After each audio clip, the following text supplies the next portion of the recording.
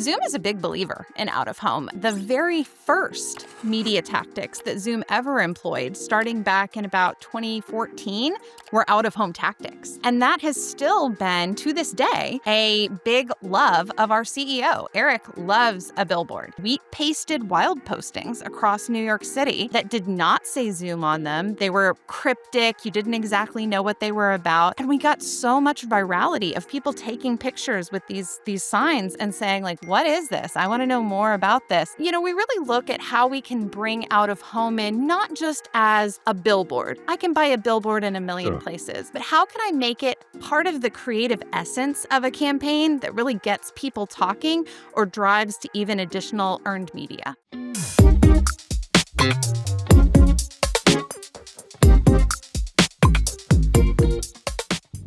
Hi, everyone, and welcome to Launchpad of Innovation. Launchpad of Innovation is DPAA's monthly podcast series that explores the role of media and the omnichannel world, and also looks at the out-of-home world and in-store retail media. I'm Barry Frey, President and CEO of DPAA. DPAA promotes the digitization, the innovation, and therefore the growth of out-of-home advertising.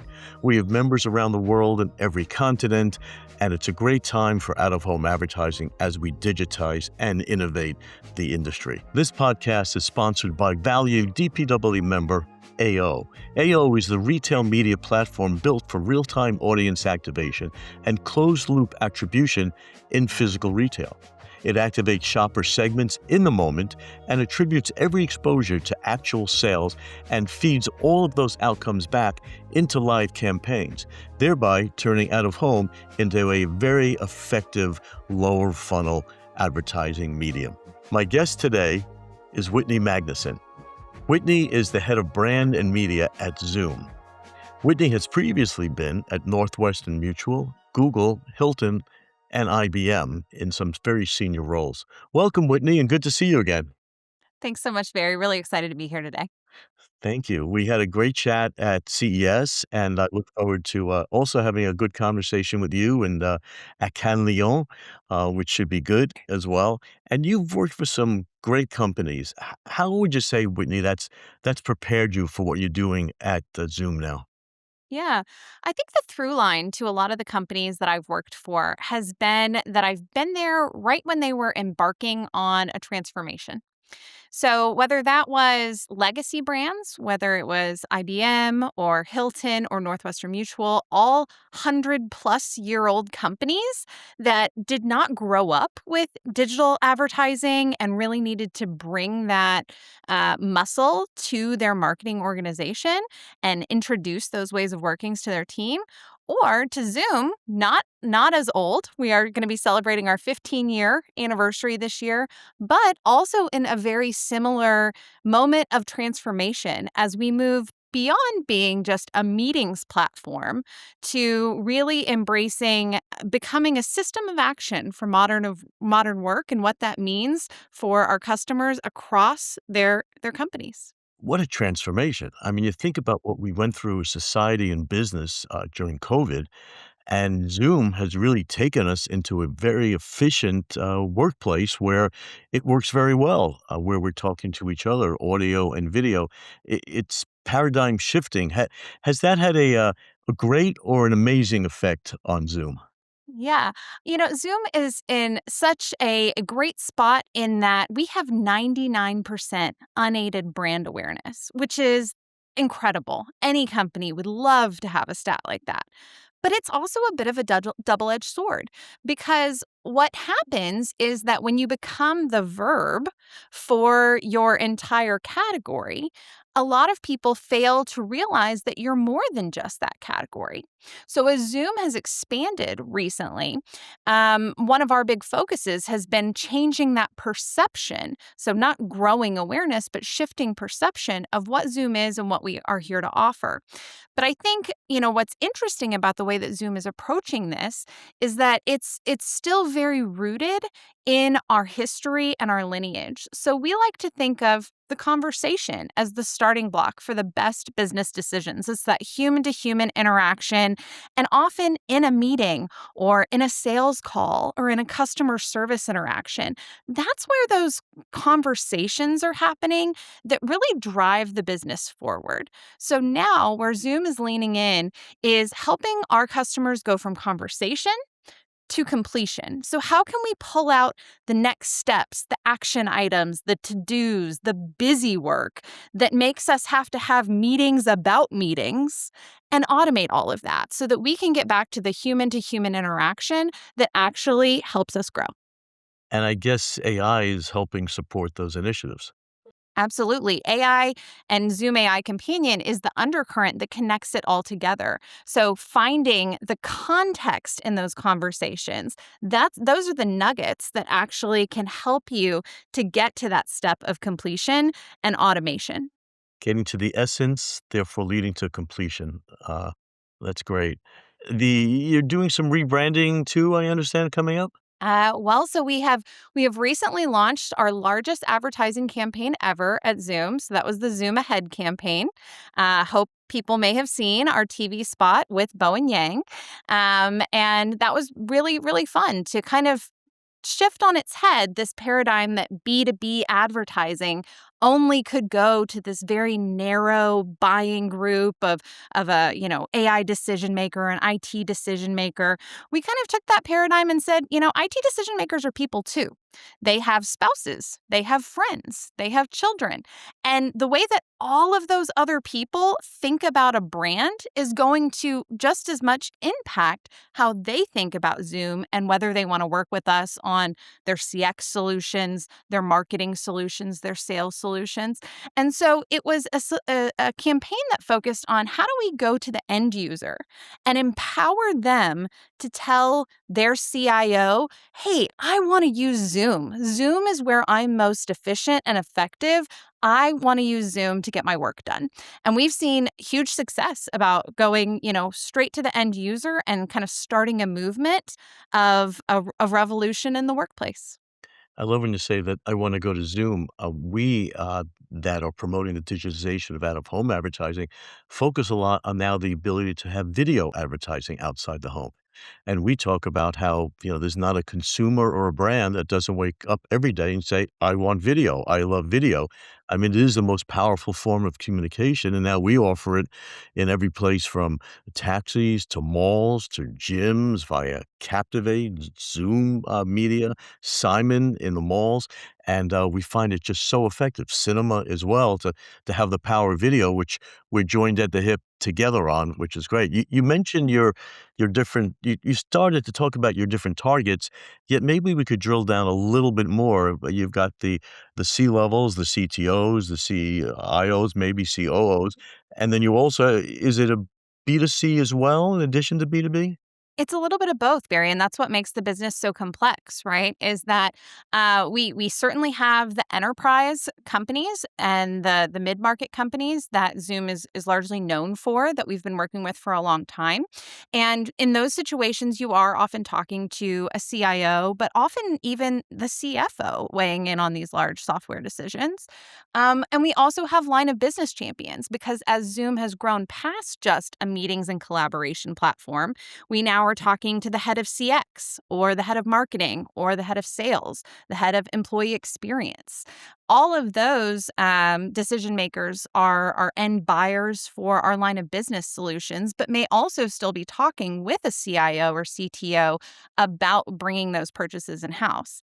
And then on the flip side, a large percentage of our business is actually still direct to consumer e commerce. If you want to use Zoom to host your book club, if you want to use our My Notes feature so that you can take automated notes across Zoom meetings, certainly, but also Teams meetings, Google meetings, or in person meetings, you can use our AI note taker and just go buy that today on our website.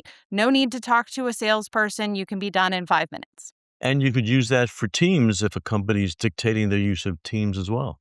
Absolutely. We see a lot of people choosing our MyNotes solution because it works across all of those platforms and in person meetings. So even if you're having a coffee meetup somewhere, you're not going to forget the next steps and action items that you talked about and be able to put that into whatever AI tools you want to take you to the next step. And is that also a next step to getting full into the Zoom ecosystem as well? Absolutely. We support both ways. So if you want to work end to end in Zoom, we absolutely have all the tools that you need to do that. But if you have other tools that you're pulling in, perhaps you're working in Claude, perhaps you're working, in Teams in some parts of your business, then we also are fully integrated across the ecosystem. We're one of the only providers that kind of plays nice across everybody. Oh, good for you. I love that. We as a trade association, we also implore the use of rising all ships together. And at times we're a world of friends. Sometimes it's a world of frenemies, but, by coming all together, it works to rise all ships. You mentioned all these demos and targets that you're Hmm. seeking.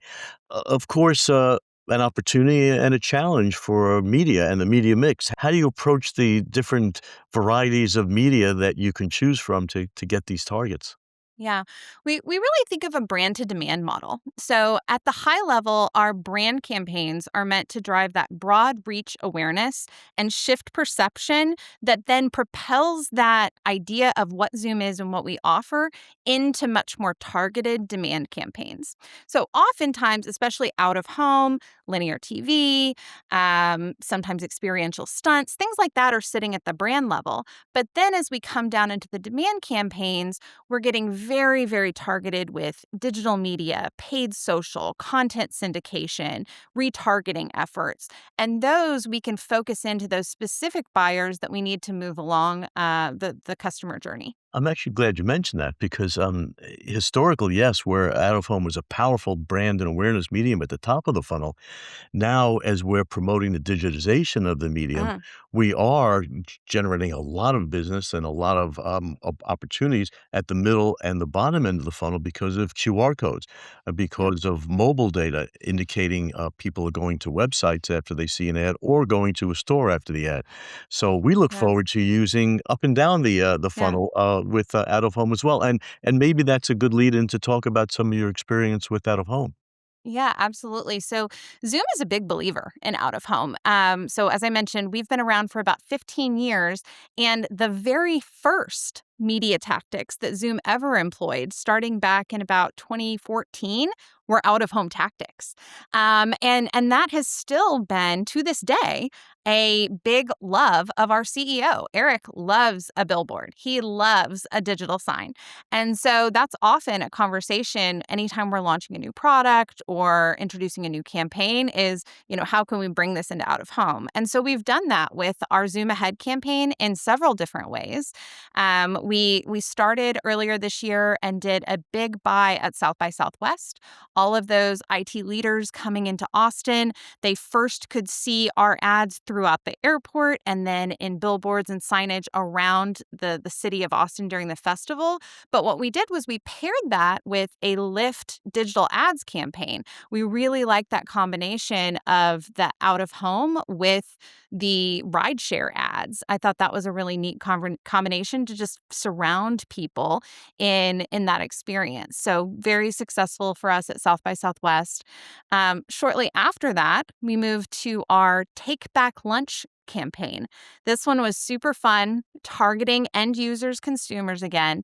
This was an experiential stunt in New York City where we did a pop up 3-day burger shop hidden away in an office building to introduce people to the fact that too many of us are working through lunch every day now. You're eating a sad salad on camera, and we want you to take back your lunch. And by using Zoom's AI tools to get rid of some of that busy work, you can have time to take your lunch back.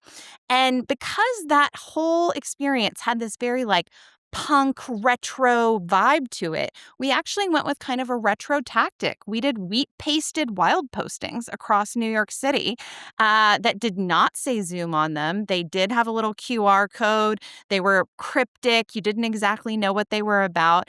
And we got so much virality of people taking pictures with these signs and saying, like, what is this? I want to know more about this. And then as a result, that 3-day event, we had lines around the block every day. We ended up actually having to go get burgers at Shake Shack at one point because there were so many people. They had eaten through all of our burgers and all of our reserve burgers. And we didn't want people to go hungry during lunch. So hugely successful. And then most recently, we have also just done a campaign in Times Square where it was called our Hey IT campaign. This was a UGC powered campaign on the NASDAQ famous placement, as well as the one right across from it that has the sphere going up from it. And we invited people to say, hey, if you could confess something to your IT department, what would it be? And then use real time UGC to bring in those elements and then use that UGC in other ways as well. So we actually have a social series still running now, inspired by those confessions that people submitted to this New York Times billboard, where actor Ajay Naidu, he's the guy from Office Space that kicks the crap out of the printer, if you remember that movie. He's actually reading people's confessions live and connecting them back to Zoom. So, we really look at how we can bring out of home in not just as a billboard. I can buy a billboard in a million places, but how can I make it part of the creative essence of a campaign that really gets people talking or drives to even additional earned media? I love hearing that on so many levels because out of home has always been a great creative medium, but it Hmm. takes people like you that understand content, like you said, UGC, understands the interaction, and great themes like taking back lunch. That's really getting creative in the new age of out of home advertising. You also mentioned the festivals Hmm. where our mediums have become incredibly effective. Largely, not only because of the screens or the billboards that may be around, but also we've got a whole division called MUHA, which is moving out of home advertising, that Hmm. has LED truck media that sits at festivals, that has, companies like Firefly with ride shares sitting with ads on top and ads inside. So we're kind of moving around. And I love when you say Times Square, because one of our great members out front really is prolific in Times Square, as they are in Metro North and subways in other cities around the country. So it's great to hear that you understand the medium and you're helping us together, really take it to the next level. So thank you for that. You mentioned Eric, and Eric is whom? Eric is our CEO. So Eric Yuan is CEO of Zoom. We are a founder-led company still to this day. He is very involved and he loves out of home. Oh, that's so great to hear. What would you say you would need from us, the out of home industry, to help you more on all levels? Any thoughts on that? Yeah, I think, measurement is always top of mind there, Barry. I think a lot of people think about out of home in maybe a 10 years ago mindset with measurement that, oh, you'll get an estimated number of impressions. But I've been so impressed with some of the partners that I've been working with where how they're actually able to, using mobile data and things like that, really tell me how many people I am reaching in very specific target audiences with my placements. We've certainly run other components alongside our out of home and built out measurement strategies that complement each other so we can see the control group of one digital ad that wasn't exposed to the out of home versus the ones that were. Things like that really help me to sell in the idea that this is more than just, putting up a billboard and hoping that somebody glances at it. It's a really effective way to reach eyeballs. The other thing besides measurement, I would say, is continuing to educate your customers on the most creative ways that out of home is coming to the market. I feel like because you're dealing with a short format, it forces people to have to get really tight on what they're trying to say. And that often leads to some of the best creative executions across our industry. So great. You make so many great points. And what you just said about making it tight because of the timing, any great writer will tell you that the tighter, the more edited the content is, the more powerful it is. In fact, there's a great line, I don't know if you ever heard of it, about Churchill during the war. He sent a letter to a friend of his, and he said, "Excuse the length of this letter, but due to the war, I haven't had much time." Meaning, if he had more time, he would have tightened it up even more, as every good writer knows to be powerful. So your strategies, Whitney, are absolutely right on. And I love what you said about the measurement, because basically measurement is just a proxy for outcomes. And while lots of measurement is imperfect. I mean, Nielsen calls it estimates, but Mhm. companies that we both know, like AdQuick, which is a terrific company that really demonstrates outcomes, is what we're all looking for. It'd be nice to understand every infinitesimal, move of the needle. But if you're getting delivery and outcome on the top of the funnel for branding and awareness and the bottom of the funnel for sales and moving product, that's what we're all looking for. And we at DPAA are really changing that conversation to say, Ms. Whitney and brands and Procter, don't you want outcomes? And I think the answer is an affirmative yes, which is very exciting. Whitney, it is once again just a pleasure speaking with you. You're evidently got terrific strategies. You're doing very well over there, and I think just as I mentioned earlier, I mean Zoom has shifted the paradigm for how we work, but also how we play and communicate. I know there's been a lot of people that have done events now by Zoom, Mhm. and it's a great way to bring people together in this day and age where many years ago the jets and the jet age brought people together faster, better, quicker, and now you're bringing us together instantaneously. So I really want to thank you. I would suggest to everybody to take back your lunchtime and Zoom ahead with Whitney Magnuson, who's done a great job at Zoom and is one of the good marketing leaders that are helping lead us to where we all need to go. I'll give you another Churchill quote. He said during the war, leadership is not about pushing people, but enabling them to get to where they need to go. So, Whitney and Zoom, thank you for helping lead us to where we need to go. Thank you so much, Barry. And thank you, AO, for sponsoring our podcast series here. It's every month and it's available on all the regular podcast places. So, thank you.